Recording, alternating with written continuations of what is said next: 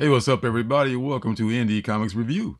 This is the show where every week I review 3 indie comic books. If that is the kind of content that you find interesting, be sure to hit the like button and the subscribe button. And if you'd like to support the channel even more, you can take a look at my link down below to my Alternative City shop, where I've just added a bunch of clearance items that are just going for like ridiculously low prices and bargains to be had on t-shirts and magnets, and you just can't beat these deals, folks. It's just amazing. So let's get started right away with our first book, which is Minor Threats, and it is written by Patton Oswalt and Jordan Blum and illustrated by Scott Hepburn, and is on the Dark Horse comic books label. It's hard out there for a supervillain, not the world conquerors, chaos engines, or arch nemeses, but the little guys, the career criminals. The ones who put on uniforms, knock over jewelry stores, and get tied to telephone poles before the hero swings off to face the actual bad guy. Times are tough for costume crooks, and they're about to get much worse. The psychotic Stick Man has done the unthinkable and murdered Kid Dusk, sidekick to Twilight City's premier crime fighter, the Insomniac. The Insomniac's teammates, the Continuum, are tearing Twilight apart, turning it into a terrifying police state, desperate to capture the Stick Man and to stop the Insomniac from crossing that final line, in which he may never come back from. Caught in the middle are small-time C-list villains, finding it impossible to pull jobs or even walk down the street without being harassed by these heroes.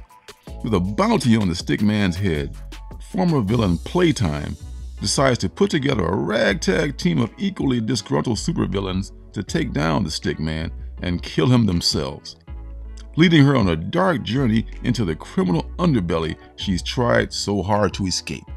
Minor Threats is a book that indie comic book lovers should not miss. If you didn't get this book last week, go out and get it right now. Patton Oswalt is really, he's about ready to have his training wheels taken off now to be a full-blown comic book writer. I know he's doing assistant writers credits with other professional comic writers right now, but looks like he's got some good concepts here. Our protagonist here, Playtime, is a former sidekick to one of the super villains. Well, not a super villain, more like just a villain, a street level villain in Twilight City. Her mother was called Toy Queen, and she was Playtime. And since the last time they got busted, Playtime has just not had such a good life. She's pretty much just kicked around, had menial jobs, as you might expect. A major felony or a conviction in a real person's life would affect the person. That's what's affected her. She's been not able to keep a job. I mean, right now she's working as a bartender in one of the few places she can work, which is like a dive bar for villains. And she just accepted her lot in life. She's just ready to for it all to be over, pretty much. She's just like, people come in and insult her. She's like, yeah, whatever. Yeah, it's like, you're really punching down. It's low-hanging fruit. Yeah, good for you. You got one over on me. Until this whole thing happens where the Insomniac sidekick is murdered. Insomniac is clearly a takeoff on Batman, and Insomniac does what you might think Batman would do, if maybe even more so, because you can do more in an indie book here than you can in the DC, if Robin were murdered, which we saw happen.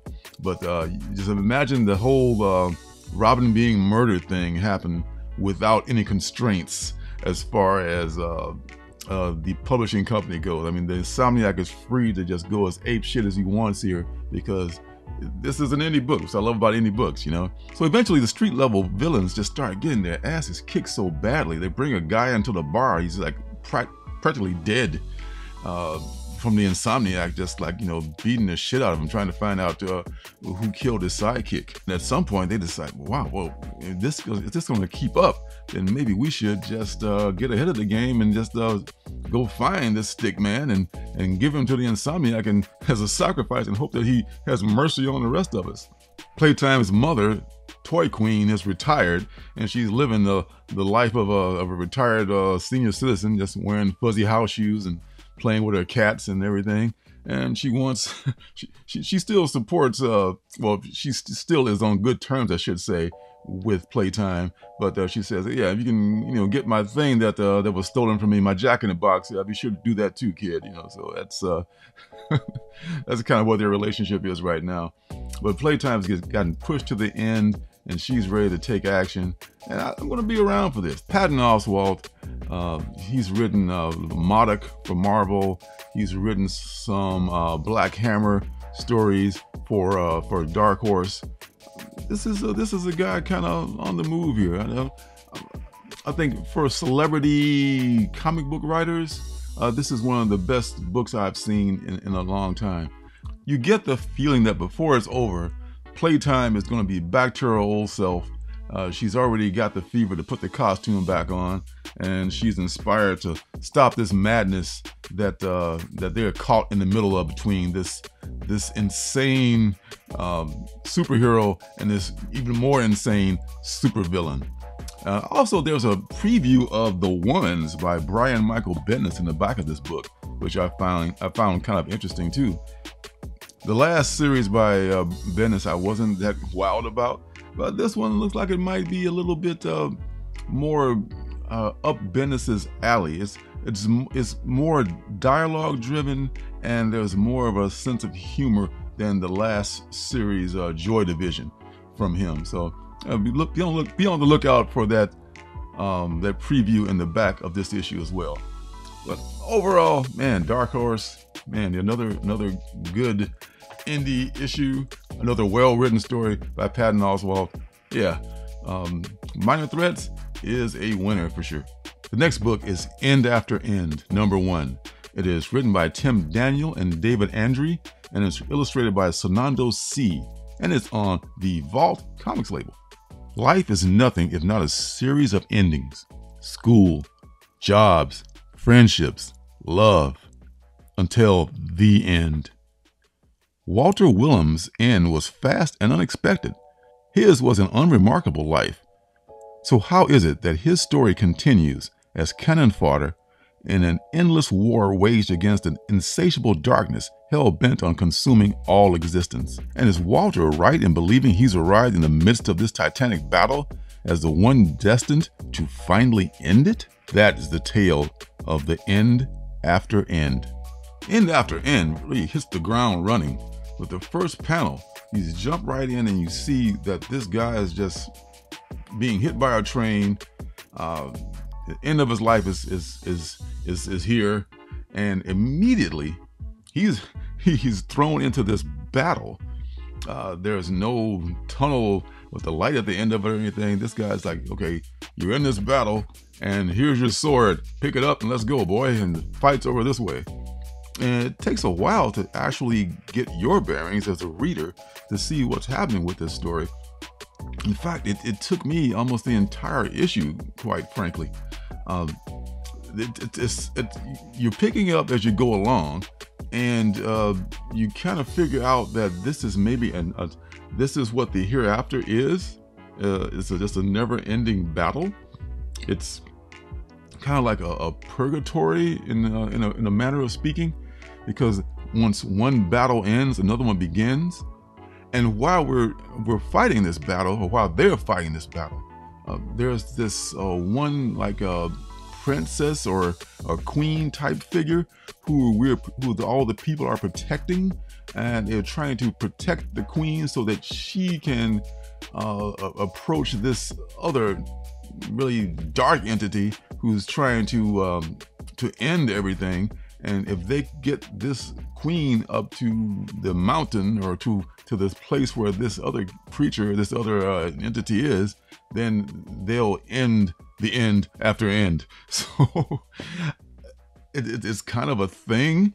What really works for me is the art of Sonando C, which it's captivating, and it keeps my interest in this story that's kind of unexplained and kind of hard to grasp in some aspects. I mean, this is I guess a clever take on what an afterlife, or a between life, if you will, could be. As it could be an ongoing battle that never ends.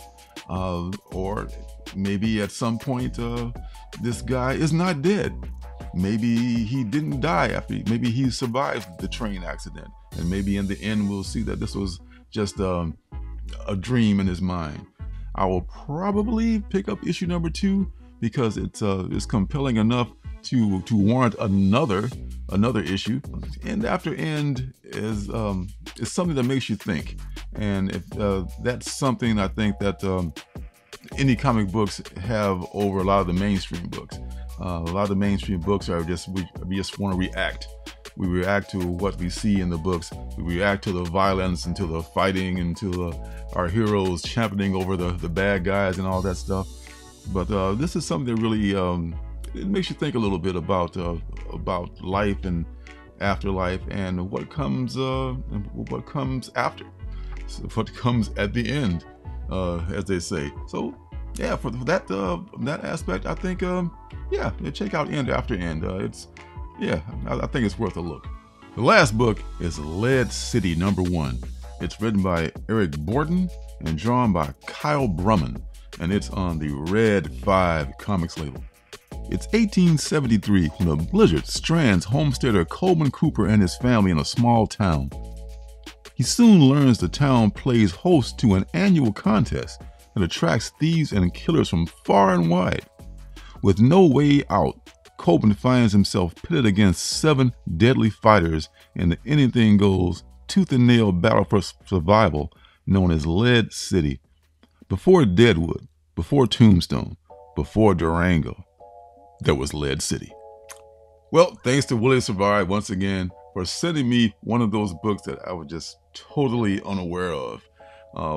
Willie, man, you are just the best. Lead City is one of those books I just would not ever have seen, and I try to scour their previews pretty well to look for little known books. But Lead City was one I did miss, quite frankly, because it came out in April, I think it was March of this year. So, man, the concept is that this guy and his family, and he's heading across the country. He's heading west in a covered wagon with his wife and his son and his 2 oxen in his wagon. Man, what a life. So Coleman Cooper and his family, they run into all the things that you just know that these pioneers did in the old days. They ran into cold, they ran into like wagon wheels breaking down, they ran into sickness, they ran into just blizzard and all kinds of wild animals and things that you can hardly imagine. So that they get to this town eventually called actually this is 2 towns. Actually, there's 2 towns built right next to each other. One town is vacant, which he finds odd. When he gets there, he sees the saloons empty and the livery stables empty. Nobody is in the town at all. And right next to it, there's another little town that is populated with people. So once he settles into the populated town, he realizes that he has arrived the day before the annual Lead City tournament begins. And what this Lead City thing is, it's pretty clever concept. What they have is this contest where every year 7 guns come in, or 7 gunmen come in, and they compete for this like multi-$1,000 prize, and the last man standing walks away with the prize. So Coleman's wife has been sick. He's had to like sacrifice all of his money that he brought, all this money he had left. He's had to sell his oxen, so now he has nothing to pull his wagon farther west. So he figures, hey, I might as well enter this contest. So he finds this gift that he was saving to give his wife, and he has to use that as the collateral to enter the contest. We don't know much about Coleman other than that he's heading west with his family, but I think there may be he must be a little bit better than we think. to enter such a contest, or maybe it's just desperate. Maybe it's going to be the first person killed, but I would doubt it. So it would not make a really good story. But this is a pretty clever concept for a Western. I don't really care for Westerns that much unless there's some kind of a twist to them, and this one has an interesting twist. I'm interested to see how the shootout goes. It's a 4-issue limited series, which is just perfect for me. Kyle Brumman has this kind of funky style that I like. He makes a lot of the characters look unique, which I love that, because a lot of times what cartoonists or comic book artists, they kind of fall into this this thing where they make everyone kind of look the same. You know, that's one of my biggest beefs with superhero comic books. Everybody should not look the same. There should be I should be able to look at one hero and tell almost by body type, not just face, that this is a different person here. This is a different person here. Whereas Brumman does a really good job. The hero Coben Cooper has this really pointed chin, so you know right away that he's the hero of the story. And there's other people who have other features that are unique to them as well. So I really enjoy that as far as that goes. Yeah, I'm gonna look for these. I'm sure they've all come out by now, so you'll be able to find these books at your LCS, maybe online, maybe perhaps at mycomicshop.com or other places. And you can pick this series up. There may even be a graphic or a trade paperback with the collected. I'm not sure if Red 5 does that or not, but you can probably just pick up those floppy issues if you're interested in checking out this series, which is what I'm going to do. So Lead City, in a week where I was looking for a third book as a candidate for the review, it stepped up big time right along with Willie to fill that void. So I'm down for checking out the end of this series, and I'm glad they're already out, so I don't have to wait for next month. I can just buy them and finish the story. So that's it for this Indie Comics review. Oh man, what a week! Be sure to check me out next week. I'll be doing three more indie comic books. In a couple of weeks, I'll be going to Rose City, so I'll probably skip the review that week, but I'll be back the following week. So until then, be sure to hit the like button, hit the subscribe button, and turn notifications on so you know when I'm making another video. So until next time, see you guys in the funny papers. Hey, don't forget to subscribe and leave a thumbs up.